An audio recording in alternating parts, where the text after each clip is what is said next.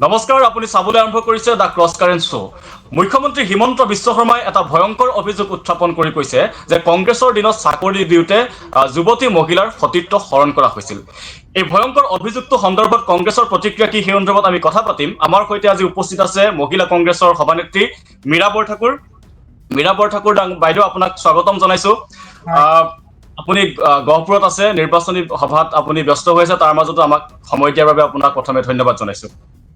হয় এতিয়াৰ মুখ্যমন্ত্ৰী হিমন্ত বিশ্ব শৰ্মা আছিল কংগ্ৰেছৰ দিনৰ আটাইতকৈ শক্তিশালী আৰু তেওঁ কেইবাটা বিভাগৰ দায়িত্বশীল মন্ত্ৰী। আৰু তেওঁৰ বিভাগ কেইটাতে আটাইতকৈ বেছি নিযুক্তি হৈছিল বুলি কোৱা হয়, আৰু কেন্দ্ৰীয় চৰকাৰৰ পৰা সেই বিভাগ কেইটালৈ আটাইতকৈ বেছি ধন আহিছিল। এতিয়া যদি তেওঁ সেই সময়ৰ দুৰ্নীতি অনিয়মৰ কথা কয়, তেন্তে তেওঁ তাৰ বাবে দায়িত্ব ল'ব নালাগিব নেকি? তেওঁ সেই সময়ত দলৰ দায়িত্বত থকাৰ লগতে সাংবিধানিক পদবীত আছিল। তেতিয়া যদি কংগ্ৰেছত কিবা অনিয়ম হৈছিল, তেন্তে তেওঁ ইয়াৰ বাবে দায়বদ্ধ আৰু জবাবদিহি নহয় নেকি?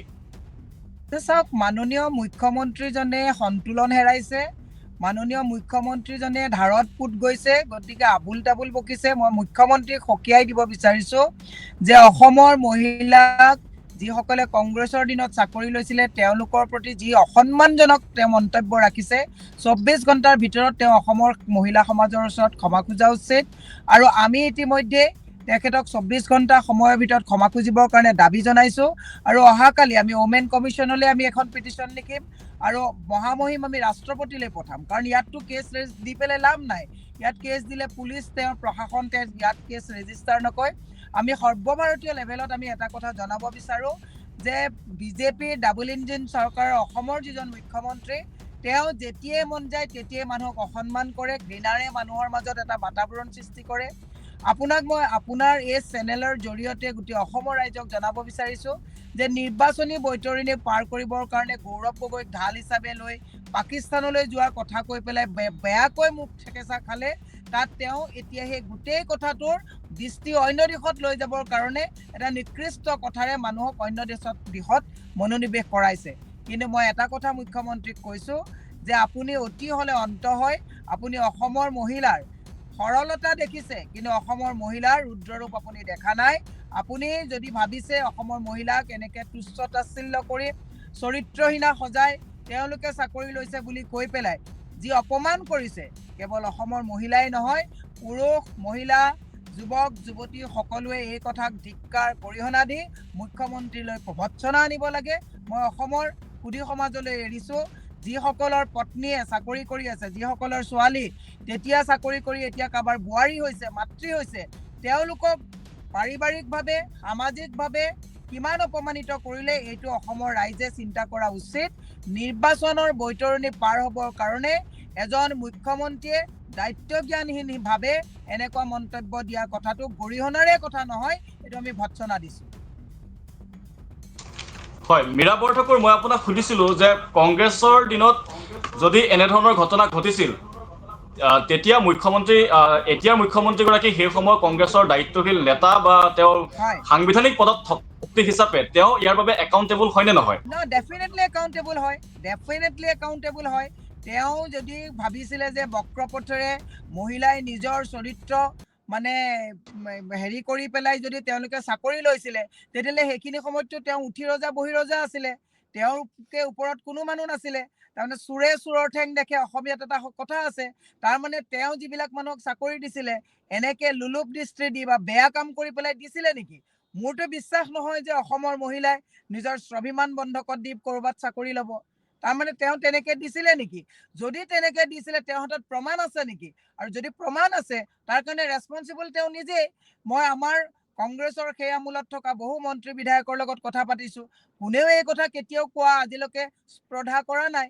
মুখ্যমন্ত্ৰীয়ে যদি কৈছে, যেনেকে ৰাকেশ পালক তেওঁ মনে মনে লৈ গৈছিলে, একো নজনাকৈ তেওঁ লৈ গৈ পেলাই জোৰ জবৰদস্তি তেওঁ মানে লৈ যোৱাৰ নজিৰ আছে, বিধায়কক গাড়ীত উঠাই লৈ যোৱাৰ নজিৰ আছে। গোটেই অসমৰ যদি বেয়া কামবিলাক কংগ্ৰেছৰ দিনত কৰিছিলে তেওঁৱে কৰিছিলে, যিটো তৰুণ গগৈ ডাঙৰীয়াই বুজি পাইছিলে, সেইকাৰণে তেওঁক মুখ্যমন্ত্ৰীৰ জেগালৈ আহিবলৈ দিয়া নাছিলে। আৰু সেইটো জিত পুৰাবলৈ গৈ কংগ্ৰেছখনকো আজিলৈকে তেওঁ থচ নচ কৰি আছে। মই মুখ্যমন্ত্ৰীক এটা কথা, আজি মই তৰুণ গগৈ ডাঙৰীয়াক চেলুট দিছো যে তৰুণ গগৈয়ে এনেকুৱা নিম্ন ৰুচি সম্পন্ন ব্যক্তি এজনক 1 নম্বৰৰ চকীখনলৈ যাব পৰাত বাধা যিটো দিছিলে সেইটো ভাল কাম কৰিছিলে। আজি তেওঁ বিজেপি চৰকাৰত গৈ সেই 1 নম্বৰৰ চকীখনত বহি কেৱল অসমৰ যে মহিলাক অসন্মান কৰিছে এনেকুৱা নহয়, ভাৰতৰ সৰ্বভাৰতীয় লেভেলত মুখ্যমন্ত্ৰীয়ে একচুৱেলি নৈতিক দায়িত্বটোক তেওঁ সেৱা প্ৰতিপন্ন নিজেই কৰিছে। আজি যে এই কংগ্ৰেছৰ দিনত চাকৰি লোৱাসকলক তেওঁ অপমান কৰিছে এনেকুৱা নহয়, তেওঁ উত্তৰাখণ্ডত গৈ ৰাহুল গান্ধীৰ পিতৃ পৰিচয় কি DNA টেষ্ট কৰাব লাগিব বুলি সোনিয়া গান্ধীকো তেওঁ অপমান কৰি ৰাখিছে। গতিকে এইজন মুখ্যমন্ত্ৰীয়ে নাৰী বিকাশৰ কথা কয়, সবকা সাথ সবকা বিকাশৰ কথা কয়। মই সেইকাৰণে আপোনাক আজি আপোনালোকৰ ক্ৰছ কাৰেণ্টৰ জৰিয়তে অসমৰ যিসকলে আঁচনি লৈ আছে, অৰুণোদয় লৈ আছে, মিটিঙত গৈ আছে, সেই মহিলাসকলক কৈছো যে দূৰত্ব বজাই ৰাখিব। এইজন মুখ্যমন্ত্ৰীয়ে যদি নিৰ্বাচনত ফল ইফাল সিফাল হয়, অসমৰ অৰুণোদয় লৈ থকা বা আঁচনি লৈ থকা মহিলাকো তেওঁ এনেকেই বক্ৰপথৰে লৈছে বুলি ক'বলৈ তেওঁ কুণ্ঠাবোধ নকৰিব। গতিকে অসমৰ মহিলাক মই হাত জোৰ কৰি অনুৰোধ জনাইছো যে হিমন্ত বিশ্ব শৰ্মাৰ পৰা ডিষ্টেন্স মেইনটেইন কৰি ৰখাটো ভাল, কাৰণ এওঁ সুবিধাৰ কাৰণে যিকোনো কলংক অসমৰ মহিলাৰ ওপৰত জাপি দিবৰ কাৰণে কুণ্ঠাবোধ নকৰে। মুখ্যমন্ত্ৰী হিমন্ত বিশ্ব শৰ্মা কংগ্ৰেছত থাকোঁতে আছিল এগৰাকী আগশাৰী নেতা আৰু দায়িত্বশীল মন্ত্ৰী। সেই সময়ত কংগ্ৰেছৰ যি নীতি আছিল সেয়া আছিল দলীয় নীতি আৰু সামূহিক সিদ্ধান্ত। যদি এতিয়া মুখ্যমন্ত্ৰী হিমন্ত বিশ্ব শৰ্মাই ব্যক্তি হিচাপে নিজক আঁতৰাই ৰাখে সেই সময়ৰ কংগ্ৰেছৰ কাৰ্যকলাপৰ পৰা, কংগ্ৰেছত থাকোঁতে তেওঁ যদি কংগ্ৰেছৰ নীতি বা কাৰ্যকলাপৰ সৈতে একমত নাছিল, তেন্তে তেওঁৰ ব্যক্তিগত অৱস্থান কি আছিল, তেওঁ ইয়াৰ বিৰোধিতা কৰিছিল নেকি, ইয়াৰ কিবা ৰাজহুৱা প্ৰমাণ আপোনালোকৰ হাতত আছে নেকি? ডেফিনেটলি নাই। আপোনাক মই এটা কথা কৈছো, কোনো মহিলাই এটা চাকৰিৰ বাবে নিজৰ স্বাভিমান, নিজৰ স্বভাৱ চৰিত্ৰক কেতিয়াও বন্ধকত নথয়। এই কথাটো কোনো প্ৰমাণ থকাৰ কুৱেশ্যন ডাজ নট এৰাইজ।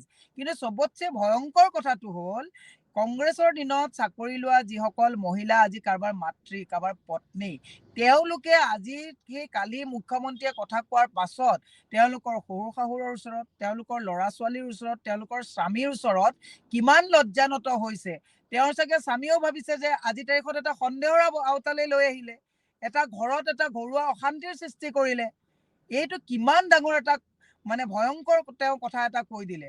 আৰু আজি তাৰিখত মই সেইকাৰণে আপোনাক আকৌ দোহাৰিছো যে আঁচনিৰ পিছত মিটিঙত গৈ চেলফি উঠা মহিলাসকলক কৈছো, সাৱধান থাকক, নহলে মুখ্যমন্ত্ৰীয়ে কৈ দিব যে চেলফি উঠিবলৈ আহোঁতেও তেওঁলোকে এটা বেয়া ৰাস্তাৰে আহি চেলফি উঠি অৰুণোদয় লৈছে বুলি ক'বলৈ তেওঁ কুণ্ঠা নকৰিব। গতিকে যাতে পাৰিবাৰিক অশান্তি নহয়, সমাজত মহিলাৰ যাতে চৰিত্ৰ হনন নহয়, তাৰ কাৰণে মই সকলোকে আহ্বান জনাইছো যে keep distance from Himanta Biswa Sarma. মহিলাবিলাকক মই কৈছো যে ডিষ্টেন্স মেইনটেইন কৰিব দিছো, কাৰণ এওঁ নহলে আকৌ মহিলাক কিন্তু এনেকে ভুলন্ঠিত কৰিব স্বাভিমানক।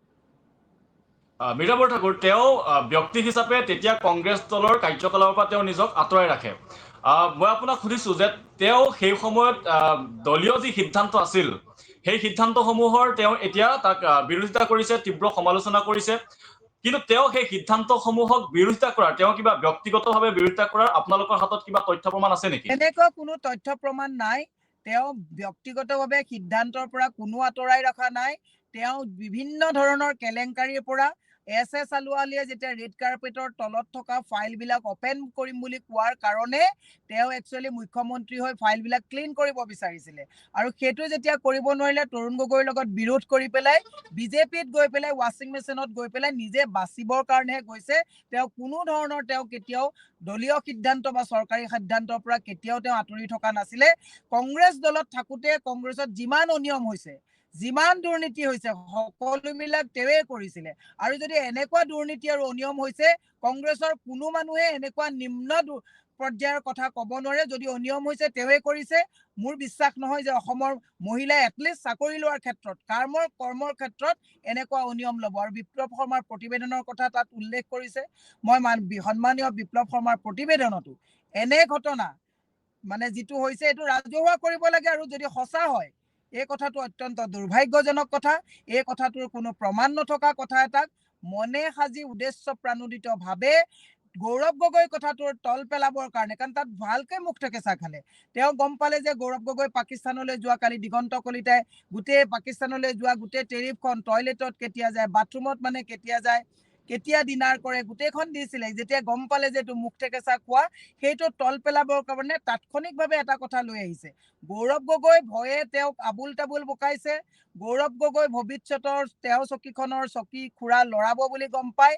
তেওঁ কেতিয়া কি কৈছে মানসিক সন্তুলন হেৰাইছে, য'ত তেওঁ আজি তাৰিখত সেইকাৰণে এনেকুৱা ধৰণৰ কথাবিলাক কৈছে। মই কৈছো যে এইটো গৌৰৱ গগৈৰ ভূতে খেদি থকা হিমন্ত বিশ্ব শৰ্মাই গৌৰৱ গগৈ কথাটোত মুখ থেকেচা কহাই আবুল তাবুল বকি অসমৰ মহিলাৰ স্বাভিমান আৰু চৰিত্ৰ হনন কৰিছে। এইটো দুৰ্ভাগ্যজনক কথাই নহয়, গৰিহণামূলক কথা। আৰু আমি তেওঁক ক্ষমা যদি নোখোজে গোটেই অসমতেই আমি তেখেতৰ হৈ ভৎসনাৰ আমি কাৰ্যসূচী ল'ম যে মুখ্যমন্ত্ৰীয়ে যেতিয়ালৈকে ক্ষমা নোখোজে আৰু ভৱিষ্যতে যাতে স্পৰ্ধা নকৰে অসমৰ মহিলা। চাওক, আমি আজি তাৰিখত কৰ্মৰত, ৰাজনৈতিকভাৱে কৰ্ম কৰোঁ, সৰু সুৰা ব্যৱসায় কৰোঁ, আমি ঘৰৰ পৰা গোটেই দিনটো আমি বাহিৰত ঘূৰি ফুৰোঁ। এনেকুৱা যদি কথা বাতাবৰণ হয়, প্ৰত্যেকবিলাকৰে ঘৰতে এটা সন্দেহৰ আওতাত আহি যাব। তেওঁৰো পত্নী আছে, তেওঁৰ ছোৱালী আছে, তেওঁৰ পত্নীও গোটেইখন ঘূৰি ফুৰে। গতিকে তেওঁৰ মাজতো মানুহৰ এটা সন্দেহ আহিব। গতিকে মই এটা কথা কৈছো, যাৰ পত্নী আছে, মাতৃ আছে, তেওঁৰ মাতৃও এগৰাকী শিক্ষয়িত্ৰী আছিলে, তেওঁৰ পত্নীও এগৰাকী স্বাৱলম্বী মহিলা, তেওঁ বিভিন্ন ব্যৱসায় কৰি থাকে অনবৰতো। হিমন্ত বিশ্ব শৰ্মা তেওঁৰ লগত নাথাকে। যে এনে পৰ্যায়ত যদি মহিলা বাহিৰলৈ গ'লে, মহিলা অৰ্থনৈতিকভাৱে স্বাৱলম্বী হ'লে, বক্ৰপথৰে লোৱা হয়, ই কি সূচাইছে, ই এক বৃহৎ প্ৰশ্ন। মুখ্যমন্ত্ৰী সেইকাৰণে কৈছে ওপৰলৈ থুই পেলালে গাত পৰে। গতিকে আপুনি এনেকুৱা ধৰণৰ উদ্ভট মন্তব্য নিদিবৰ কাৰণে মুখ্যমন্ত্ৰীক মই কঠোৰ ভাষাৰে নিন্দা কৰাই নহয়, আকৌ মই তেওঁক কৈছো যে আপুনি মানুহৰ ওচৰত, অসমৰ মহিলাৰ ওচৰত আপুনি ক্ষমা খোজক। তেওঁ মহিলাৰ শীতলাৰ ৰূপ দেখিছে, মহিলাৰ কালি আৰু দুৰ্গা ৰূপ দেখা নাই। অসমৰ মহিলাৰ সৰলতা দেখিছে, অসমৰ মহিলাৰ খং তেওঁ দেখা নাই। গতিকে অসমৰ মহিলাৰ যাতে খং উঠাই নলয়, তাৰ কাৰণে মই মুখ্যমন্ত্ৰীক আহ্বান জনাইছো। হয়, মই আপোনাক প্ৰশ্নটো সোধাৰ কথাই আছিল যে মুখ্যমন্ত্ৰীৰ এই ভাষ্যৰ দ্বাৰা অসমীয়া মহিলা যুৱতীৰ আপোনালোকৰ দিনত বা কংগ্ৰেছৰ দিনত চাকৰি লাভ কৰা মহিলা যুৱতীসকলৰ চৰিত্ৰ হনন হ'ল নেকি বা সন্দেহৰ আৱৰ্তলৈ ঠেলি দিয়া হ'ল নেকি, সেই প্ৰশ্নটোৰ উত্তৰ আপুনি ইতিমধ্যে দিছে। মোৰ শেষৰটো প্ৰশ্ন আপোনালৈ, বিজেপিত যোগদান কৰাৰ পাছত মুখ্যমন্ত্ৰী হৈ হিমন্ত বিশ্ব শৰ্মাই কংগ্ৰেছৰ শাসনকালত হোৱা দুৰ্নীতি অনিয়মৰ তীব্ৰ সমালোচনা কৰিছে। এই সমালোচনাৰ জৰিয়তে তেওঁ এটা নিজৰ নতুন ৰাজনৈতিক চিনাকি গঢ়ি তুলিবলৈ চেষ্টা কৰিছে। কিন্তু কংগ্ৰেছৰ দিনত তেওঁ বহন কৰা বিভাগসমূহত যি নিযুক্তি দিছিল, তাৰ কোনো আইনগতভাৱে কোনো দোষ প্ৰমাণ নহলেও এগৰাকী আগশাৰীৰ নেতা আৰু এগৰাকী সাংবিধানিক পদত অধিষ্ঠিত ব্যক্তি হিচাপে তেওঁ দলৰ বা চৰকাৰখনৰ সকলো কাৰ্যকলাপৰ নৈতিক আৰু ৰাজনৈতিকভাৱে তেওঁ জবাবদিহি। এতিয়া ৰাজনীতিত ব্যক্তিগত জবাবদিহিতাতকৈ আপোনাৰ যিটো দলীয় দায়িত্বত আপোনাৰ অধিক গুৰুত্ব দিয়া হয়। গতিকে হিমন্ত বিশ্ব শৰ্মাও যে সেই সময়ৰ সকলো কাম কাজৰ বাবে দায়বদ্ধ, সেই কথাটো আপোনালোকে মানুহৰ মাজত প্ৰতিষ্ঠা কৰিবলৈ পাৰিছে নে নাই পৰা? ডেফিনেটলি তৰুণ গগৈ ডাঙৰীয়াই তেওঁ বহুত খেলি মেলি কৰাৰ কাৰণে তেওঁক একচুৱেলি লাষ্টত বেকফুটত ৰাখিছিলে, তেওঁ যাতে 1 নম্বৰৰ ছিটখনলৈ যাব নোৱাৰে। তৰুণ গগৈ ডাঙৰীয়া বহুত দূৰদৰ্শী এজন নেতা আছিলে, আৰু সেইবোৰ তেওঁ খং এতিয়ালৈকে তুলি আছে। মই আপোনাক এটা কথা কৈছো, তেওঁ কংগ্ৰেছৰ দিনত হোৱা অনিয়ম, কংগ্ৰেছৰ দিনত হোৱা দুৰ্নীতিৰ কথাটো বাদ দিব দিয়কচোন। তেওঁ তুলিৰাম ৰংহাঙে 200-300 কোটি টকীয়া ৰাজপ্ৰসাদ বনাইছে। তেওঁ য'ত গাঁওবুঢ়াই 20 টকা চাহৰ কাৰণে পইচা ললে পুলিচ লগাই গাঁওবুঢ়াক একশ্যন ল'ম বুলি কৈছিলে। আজি তুলিৰাম ৰংহাঙৰ যিটো ৰাজপ্ৰসাদ বনাইছে, তুলিৰাম ৰংহাঙৰতো তেনেকুৱা কোনো বিজনেছ থকা কথা আমি শুনা নাই। তেওঁক তুলিৰাম ৰংহাঙৰ ঘৰত পুলিচ কেতিয়া পঠাব? দেৱলাল গাৰ্লুছাৰ ওপৰত আপুনি ডিমা হাছাওত গোটেই ৰাইজে বিজেপি কৰ্মী ফ্লেগ লৈ বাহিৰত ওলাই আহিছে যে ৰেড হল মাইনিঙৰ ক্ষেত্ৰত তেওঁ তাত জড়িত বুলি আমি কোৱা নাই, বিজেপি মানুহৰ ফুটেজ আমাৰ হাতত আছে। তেওঁক ধৰিবলৈ পুলিচ বিচাৰি নাপায়। হিমন্ত বিশ্ব শৰ্মাৰ মুখত দুৰ্নীতিৰ কথা ক'লে, লুই বাৰ্জাৰ, সাৰদা কেলেংকাৰী, বিভিন্ন ধৰণৰ ডিমা হাছাও কেলেংকাৰী, বিভিন্ন কেলেংকাৰী, মেইন কংগ্ৰেছত থকা কংগ্ৰেছ দলটোত কোলা দাগ লগোৱা মানুহজনে তেওঁ নাছিলে জানো? APSCৰ কেলেংকাৰীৰ পৰা বিভিন্ন কেলেংকাৰীলৈকে। গতিকে শুনক, ওপৰত থুই পেলালে গাত পৰে।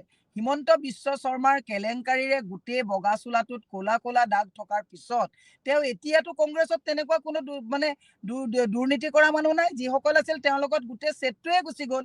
পানৰ চিণ্ডিকেট, কণীৰ চিণ্ডিকেট, মাছৰ চিণ্ডিকেট, এই শিলৰ বালিৰ গোটেই চিণ্ডিকেট চলোৱা মানুহ হোল ছেটটো তেওঁ উঠাই লৈ যোৱা নাই জানো? যিবিলাক কংগ্ৰেছৰ দিনত থাকোঁতে দুৰ্নীতি ভ্ৰষ্টাচাৰ কৰিছিলে গোটেই ছেটটো এতিয়া বিজেপি ৱাশ্বিং মেচিনত লৈ গৈ বিজেপি চলাই থকা নাই জানো? বিজেপি আজি তাৰিখত ক'ত বিজেপিয়ে চলাই আছে? বিজেপি আজি তাৰিখত কংগ্ৰেছৰ পৰা যোৱা দুৰ্নীতি ভ্ৰষ্টাচাৰীৰে নিমজ্জিত এছ আলৱালীয়ে কোৱা সেই ফাইলৰ তলত সোমাই থকা মানুহবিলাকে আজি পুৰণি কংগ্ৰেছীকেইটাই বিজেপি চলাই থকা নাই জানো? গতিকে মই মুখ্যমন্ত্ৰীক এটা কথা কৈছো, ইমানবোৰ গাত হিন্দীত এটা কথা আছে যে जो शीशे के घर में रहते हैं दूसरा का घर में वो पत्थर नहीं फेंकते हैं। কিন্তু হিমন্ত বিশ্ব শৰ্মা গোটেই নিজৰ চিচা ঘৰটোত থাকি কংগ্ৰেছত তেওঁ পাথৰ দলিয়াই আছে। এইটোৱে তেওঁ এদিন পতনৰ কাৰণ আহিব।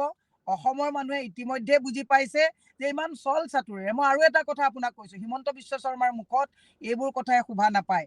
উজনিত মিয়াৰ ভোট নালাগে বুলি কয়, শ্ৰীভূমিত গৈ কয় যে মুছলমান মাতৃ মই তেওঁলোকৰ সন্তানৰ নিচিনা। উজনিত কয় লুঙি হ'ব লাগে, নামনিত গৈ পেলাই তেওঁ কয় যে ডক্টৰ ইঞ্জিনিয়াৰ মুছলমানৰ ল'ৰা হ'ব লাগে। হয়, হ'ব লাগে, আমি ভাল পাওঁ। কিন্তু যিজন মানুহৰ ভিন্ন সময় ভিন্ন ৰূপ, এতিয়া তেওঁৰ হাতত আৰু নিৰ্বাচনী বৈতৰণি পাৰ হোৱা কোনো টাৰ্ম কাৰ্ড বাছি থকা নাই। মিয়া গ'ল, দাড়ি লুঙি টুপি গ'ল, উজনি নামনি গ'ল। এতিয়া গৌৰৱ গগৈটোতো তেওঁ ফেল মাৰিলে, এতিয়া তেওঁ মহিলাক ধৰিছে আৰু মহিলাৰ হাততে আপুনি মনত ৰাখিব, এই মহিলাৰ হাততেই তেওঁ পতন হ'ব। মহিলা সমাজেই যিটো তেওঁলোকে অৰুণোদয় আঁচনি দি পেলাই ভোট লৈ পেলাই চৰকাৰ চাবিচত কৰিম বুলি কৈছে, সাহস নহ'ল কাৰণে পঞ্চায়তত তেওঁ আজি তাৰিখত পুলিচ লৈ খেলিবলগীয়া হৈছে। আমাৰ মানুহে আজি তাৰিখত নমিনেশ্যন দিব নোৱাৰিলে বহু জেগাত। গতিকে চিম্বল নোহোৱাকৈ আজি তাৰিখত ৱাৰ্ডত ইলেকশ্যন খেলিবলগীয়া হৈছে। মহিলাসকলক মিটিঙত মাতি আনি অৰুণোদয়, এই অমৃত বৃক্ষ, এইবিলাক অমৃত কলহৰ নামত প্ৰবঞ্চনা কৰা হৈছে আৰু এই মহিলাই তেওঁক উৎখাত কৰিব। এই কথাটো মই আজি ক'লো। মহিলাক শেহতীয়াভাৱে যিটো চৰিত্ৰ হনন কৰি মহিলাক কলংকিত কৰিলে অসমৰ মহিলাক, এই মহিলাই তেওঁক একচুৱেলি মই আজি আপোনাক কৈ গ'লো, মহিলাৰ হাততেই তেওঁৰ পতন হ'ব, ৰাজনৈতিক পতন হ'ব। গতিকে মুখ্যমন্ত্ৰীক কৈছো যে 100 গৰু মাৰিলে বাঘৰো মৰণ।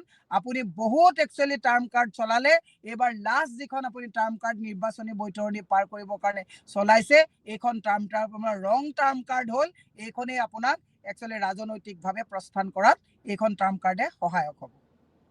আৰু এটা প্ৰশ্ন বীৰাবৰ ঠাকুৰ, এতিয়াৰ এগৰাকী মুখ্যমন্ত্ৰী হিচাপে বা তেওঁলোকৰ চৰকাৰ চলি থকা হেতুকে আপুনি ইয়াৰ তদন্ত দাবী কৰিব নেকি? কাৰণ তেওঁৰ মুখেৰে কৈ থাকিলেতো নহ'ব। ইয়াৰ যদি প্ৰমাণ আছে দোষীসকলক শাস্তি দিয়াটোৱে তেওঁৰ দায়িত্ব। তেওঁ দোষীসকলক শাস্তি দি সেই অসমীয়া লাখ লাখ মহিলা যুৱতীক তেওঁ ন্যায় প্ৰদান কৰিবৰ কাৰণে আপুনি কিবা দাবী জনাব নেকি? তেওঁ পাৰিবনে সেই তদন্ত কামটো? কোনে কৰিব? পুলিচ, যিজন মুখ্যমন্ত্ৰীয়ে কয় পুলিচ মোৰ, মই যি কওঁ সেইটোৱে আইন। যিজন মুখ্যমন্ত্ৰীয়ে কয় জাজৰ মই ফাইল খুলিলে জাজ থাকিব নোৱাৰিব। এতিয়া তদন্ত আমি সেই তদন্ত বিচৰা নাই, আমি ৰাইজৰ আদালতত তদন্ত বিচাৰিছো। অসমৰ স্বাভিমানীয় মহিলাৰ আদালতত তদন্ত বিচাৰিছো। অসমৰ সেইসকল চৰকাৰী চাকৰি কৰা সেইসকল মহিলাৰ আদালতত তদন্ত বিচাৰিছো। কাৰণ মুখ্যমন্ত্ৰীয়ে মোৰ পুলিচ, মোৰ প্ৰশাসন, মোৰ আদালত, জাজক প্ৰশ্ন কৰা মুখ্যমন্ত্ৰীৰ আদালতত আমি আইন বিচৰা নাই। অসমৰ জনসাধাৰণৰ আদালতত আমি এই কথাটো দিছো, স্বাভিমানী মহিলাৰ আদালতত দিছো যে মহিলাসকলক তুচ্ছ তাচ্ছিল্য আৰু চৰিত্ৰহীনা সজাই মুখ্যমন্ত্ৰীয়ে যিটো ৰাজনৈতিক বৈতৰণি পাৰ কৰিব বিচাৰিছে, ইয়াৰ আদালত অসমৰ জনতা হ'ব আৰু এই আদালতৰ আইন অসমৰ জনতাই নিৰ্ণয় কৰিব।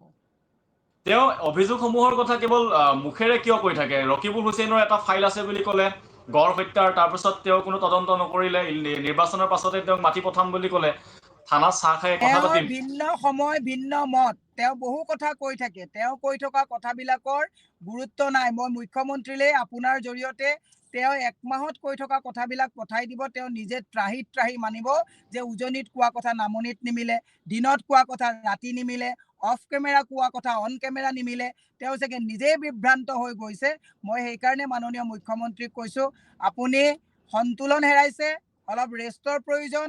গোটেই বিভাগবিলাক অকলে 7টা-8টা বিভাগ লৈ গোটেই মন্ত্ৰীবিলাকক নিষ্ক্ৰিয় কৰি, বিধায়কবিলাকক ভয় ভীতিৰ মাজত ৰাখি, ৰাজনৈতিক দলক থকা সৰহা কৰি, বিধায়ক কিনা বেচা, পঞ্চায়ত কিনা বেচা, ৰাভা হাছং কিনা বেচা, এই কামত ব্যস্ত থাকি সন্তুলন হেৰাইছে। You need rest. গতিকে আপোনাৰ অলপ ৰেষ্টৰ প্ৰয়োজন আছে, ৰেষ্ট লওক। বাকীবিলাককো সমানে কাম কৰিবলৈ দিয়ক। এতিয়া দিলীপ শইকীয়া অহাৰ পিছত তেওঁৰ সেইটোও এটা মানে নুগুৰ নাকতি হৈছে যে তেওঁ কোৱা কথা দিলীপ শইকীয়াই মানে, আপুনি দেখিছে নলবাৰীত সেইদিনাখন দিলীপ শইকীয়াই তেওঁৰ আগতেই তেওঁৰ বিধায়কক একদম গৰজি উঠিছে। গতিকে এইবিলাক খং কংগ্ৰেছৰ ওপৰত তুলিছে। তেওঁ এতিয়াতো বিজেপিত খং কৰিব নোৱাৰে, কাৰণ আপুনি দেখিলে দিল্লীত বিজেপিয়ে যিকোনো এগৰাকী মানুহক তেওঁলোকে পটককৈ আনি মুখ্যমন্ত্ৰী বনাই দিব পাৰে, ইয়াত এক্সপিৰিয়েঞ্চৰ মেটাৰ নকৰে। গতিকে তেওঁ গম পাইছে যে দিলীপ শইকীয়া আৰু সৰ্বানন্দ সোণোৱাল গোট খোৱাৰ পাছত তেওঁৰো যে চকী থৰক বৰক হৈছে, তাত খং দেখাব নোৱাৰি অসমৰ মহিলাৰ ওপৰত খং কৰিছে, গৌৰৱ গগৈৰ ওপৰত খং কৰিছে, কংগ্ৰেছৰ ওপৰত খং কৰিছে। মই কৈছোঁ খং মানে চাণ্ডাল, খং কৰিব নাপায়। আপোনাক মই এটাই পৰামৰ্শ দিছোঁ যে আপোনাক ৰেষ্টৰ প্ৰয়োজন হৈছে, আপুনি অলপ মেডিটেশ্যন কৰক, অসমখন মানে অশৃংখল কৰি যুৱ প্ৰজন্মক আপোনালোকে আজি তাৰিখত মুখ্যমন্ত্ৰীয়ে যেতিয়া আমাক চৰিত্ৰহীনা বুলি গোটেই অসমৰ মহিলাক কয়, কাইলৈ যদি কোনোবা এজন মানুহে বেয়াকৈ এগৰাকী মহিলাক চৰিত্ৰ হনন কৰাত উৎসাহিত নহ'লনে? আজি ছ'চিয়েল মিডিয়া চাওক, কালি তেওঁৰে কোনোবা এজনে লিখিছে আমাক, বহু বেয়া বেয়াকে কথা আমাক লিখে। মুখ্যমন্ত্ৰীয়ে যেতিয়া অসমৰ চৰকাৰী চাকৰি কৰা মহিলাসকলক চৰিত্ৰহীনা বুলি ক'ব, তেতিয়াহ'লে তেওঁ ফ্ৰেণ্ড ফলোৱাৰ্ছে বাকী মহিলাবিলাকক চৰিত্ৰহীন বুলি ক'বলৈ কুণ্ঠাবোধ কৰিবনে? মহিলাই তেওঁ ফ্ৰেণ্ড ফলোৱাৰ্ছৰ ওচৰত সুৰক্ষিত হয়নে? এইটো এটা বলৎকাৰী সকলক উৎসাহিত কৰা নাই জানো? যদি সকলোৱে যদি চাকৰিৰ কাৰণে এনেকে আত্মসমৰ্পণ কৰে, তেতিয়াহ'লে সকলোৱেতো কৰ্মৰত মহিলাক যিকোনো মানুহে যিকোনো কথা ক'ব পাৰিব। এইটো কিমান ভয়ংকৰ ডাঙৰ কথা কৈছে। মোৰো এজনী ছোৱালী আছে, কাইলৈ যদি তাই ইমান পঢ়া শুনাত ভাল ছোৱালী, চাকৰি এটা পায়, তাৰমানে বেলেগ তাইক মই যাত বিয়া দিম ভাবিব নেকি যে এইটো বক্ৰ পথেৰে চাকৰিটো ল'লে? এইবিলাকতো মেৰিটিয়াছ ল'ৰা ছোৱালী। কেনেকুৱা ভয়ংকৰ কথা কৈছে, দুৰ্ভাগ্যজনক কথা। মুখ্যমন্ত্ৰীয়ে এনেকুৱা কথা নকবৰ কাৰণে মই মুখ্যমন্ত্ৰীক আহ্বান জনাইছো। হয়, ধন্যবাদ জনাইছো মীৰা বৰঠাকুৰ। হয়, সকলোকো ধন্যবাদ জনাইছো আপোনালোকে আমাৰ সৈতে ইমান সময় সংযোগ হৈ থকাৰ বাবে। ধন্যবাদ। ধন্যবাদ। হয়।